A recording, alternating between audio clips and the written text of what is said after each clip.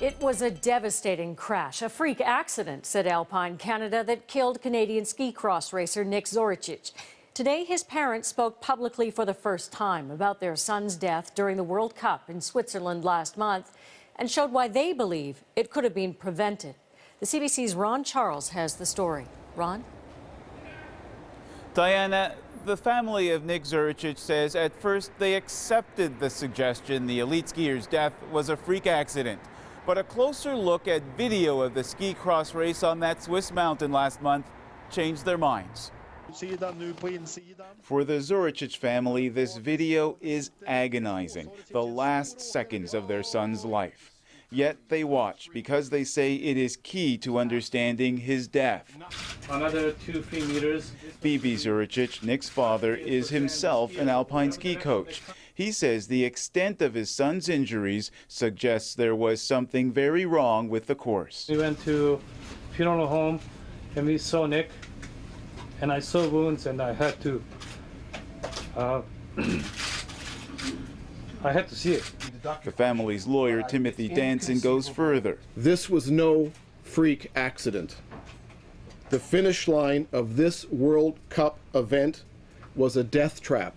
He says a frame-by-frame look at the video explains why. He points to the area of rough snow just off the course where Zoricic first lands.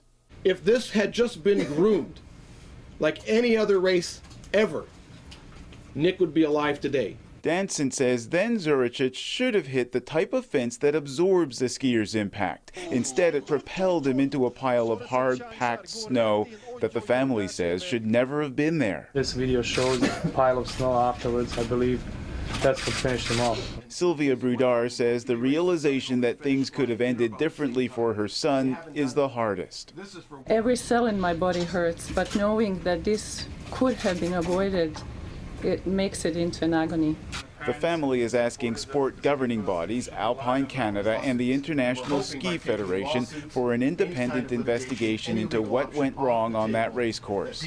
They say the International Federation has never even acknowledged them. They, other than making statements themselves that this was a freak accident, have not come forward, and not even at a human level, to reach to us and say, hey, we're sorry your son died.